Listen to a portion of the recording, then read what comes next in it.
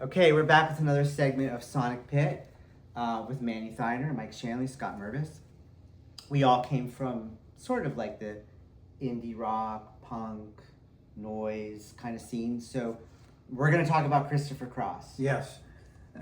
Yeah, I brought it up, which, I've listened to a lot of free jazz and indie rock, but I find him fascinating in He's a couple coming. of different ways. Yes. This is our That's concert why, segment. Right, Yeah. that's why we're talking Yeah, about him. right. He's coming this Saturday, June 27, to the Carnegie of Homestead Music Hall. And he is, of course, the captain of the yacht. Yes. Rock. And And he Michael does run- McDonald's, or they're co-captains. Or is Michael McDonald the skipper? I don't know. Oh, okay. Maybe, I don't Right. know. We'll let others Who's Gilligan? We'll figure that out. We need a Gilligan. Okay. Pablo Cruz. Pablo Cruz Oh, is Gilligan. Okay. yeah. All right. How many names can we drop here? Yeah. Oh, but, Rupert Holmes. He's Thurston Howell. Yeah. Okay. All right. Let's The go back third. to Christopher Cross. All right, yeah, Christopher Cross. There's an interesting story I heard about him online. That back in the late 60s, when Deep Purple Mach 1 was coming to the U.S., this was the original band that did Hush and Kentucky Woman. They all came into the U.S. and they had to get vaccinations. And Richie Blackmore got really sick and couldn't make a show. I think it was in Florida. And they were looking around, scrambling. What are we going to do? And somebody said, well, there's this really good guitar player named Christopher Cross. And he played a show with them. With Deep Oh my Purple. God. I had never heard that story. Yeah, I heard it online somewhere. Apparently, Richie Blackmore denies that this ever happened. Oh. Christopher Cross said. So, who are you going to believe? I don't know. I don't know. I'm just. Well, gonna you leave know, that out there. I mentioned before that there's a Rick Beato episode. You know, the YouTuber. He's Yes. probably the best music YouTuber there is, and he did a segment about one of the greatest solos that we've never heard, and it's basically at the end of Ride Like the Wind. There's this. He goes into this shredding solo, but they just basically fade the song out. Mm-hmm. So you don't really hear the solo, but he played the whole thing. Yeah. So he can shred. Yeah. He can do Beatles stuff because weren't we talking earlier about him doing a Beatles thing with Todd Right, Rundgren right. a few years ago? Right. But sitting in with Deep Purple, that wouldn't be an easy thing to do. No. At all. Yeah. That's Yeah. not like simple music to go out there and play No. at all. But maybe a little easier back then when Deep Purple was in their early version when they were trying to be Vanilla Fudge. Yeah. So he's coming. He's going to be at the Inman Hall. Yeah. On the 27th. We have this big weekend downtown at the Point with Nelly, who was just here for the NFL draft. Yep. And Third Eye Blind, which is the weirdest combination, but I guess they're trying to hit like two different demographics, sort of. Although they were both kind of hit makers in the Same early time 2000s, period, maybe yeah. different audiences, but still, there'll be an interesting blend mix of people, both old and young, I would imagine. Right. So in terms of interesting trivia, we have some trivia about Third Eye Blind. Well, a certain publication did an article about Third Eye Blind mentioning that their one Pittsburgh connection was that they took a painting from, they took an image from a painting from the Warhol when they visited it in the 90s. And I thought, okay, well, that sauce is slightly weak. The more tangible connection is that in 2009, Third Eye Blind did a whole tour with Pittsburgh's rap duo Grand Buffet. And I don't even know if Third Eye Blind realized they were from Pittsburgh, but you figure that would be a more tangible connection to Pittsburgh. I wonder how Third Eye Blind went over with them, because there were so many bands in that genre with Third Eye Blind, and Grand Buffet was definitely not one of them. They were not, no. No. But it was the mid 2000s, so I think there was some possible good reception to Grand Buffet on that tour. I don't really know though. We'd have to ask them.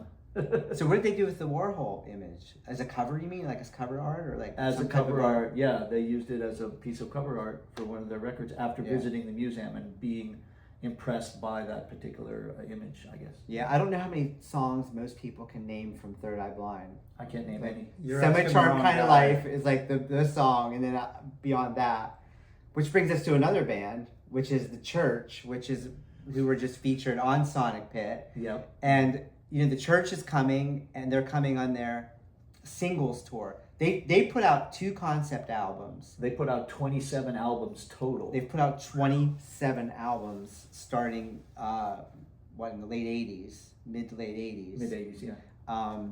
And they've, as he told me in the interview, they had a patron who's basically paying for their albums.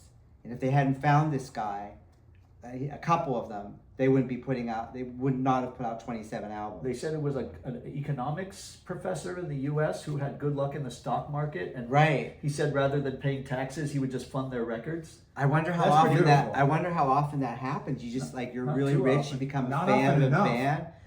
Probably doesn't happen much because not many bands have 27 albums. But so the last 2 albums they made were these sort of concept albums, like this kind of rock opera type thing, like this futuristic sort of thing, which was stepping out of their zone a little bit. And now they're doing a singles tour, which is playing like the greatest hits of the church, of which he admitted Americans know like maybe 1 or 2. 2, I would think. Yeah. Under the Milky Way and Reptile. Reptile, Yeah. Reptile, yeah. So one thing that I Right. guess the only thing you didn't mention, I guess, in that whole article, or Steve Kilbey didn't mention either, is that they're currently signed now to a label in the UK, which is doing a reissue program. Right. Easy Action Records. Yeah. Yeah. Well, So he that's- actually did mention that. Oh, did because he? he Okay. said that they have another album finished, which will Right. be album number 28. Yeah. But there's a holdup with putting it out because they're reissuing their past catalog. And the older And guys. they're in the band. negotiating with the other Yeah. members of the band Right. on that. And it's like the new label wants to put out this new one Right. and then reissue some other ones. But that label is Easy Action from Yeah. from England. Yeah. Yeah. So even though Americans know like one song, Under the Milky Way, it's a damn good song. It is, yeah. It's such You a good put on song. a good show. They could just play it a couple times probably. People would probably be happy. But also, as he even said in the interview, like there's not like that song is kind of a model for what they sound like, and a lot of their music sounds like that. Like they didn't go on various like departures off of that sound all that much. Yeah. It's not like they did a soft rock song and got a hit from that and Right. turned the corner. So if you Right. like that song, you'll like most of their set. Yeah. Yeah. What else to talk about? That's coming up July 6th.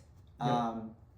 One of the things that's going to be in next week's Sonic Pit Weekly is that Lionel Richie is kicking off his tour with Earth, Wind and Fire. Although he did I believe it was last night, and he had to leave the stage after just a few songs because he was sitting at the keyboard, got dizzy, and they basically called an intermission and then came out and said, "That's it, show's over. He's not feeling well." So Man.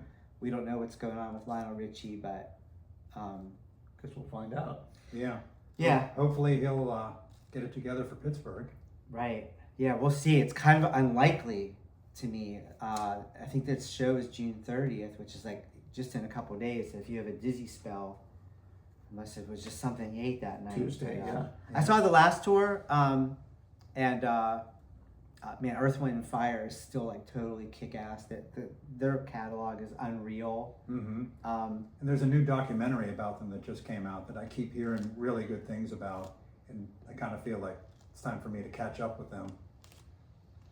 I'm a little older than you guys. I can't tell you what a staple they were in the late 70s at our like high school dances and stuff, man. Sure. Without Earth, Wind, and Fire, there was like a lot less going on. They just made things happen. I remember Let's Groove. That was, the song that I remember the best. Yeah. We sang September in my 7th grade music class at Greenfield Elementary.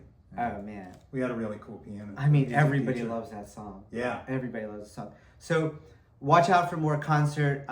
Every Monday I do like the concert listings, like what's coming out concert-wise, what's coming out record-wise, and just keep an eye out for that, and we'll have updates on all this stuff. So, all right, thanks. Cool.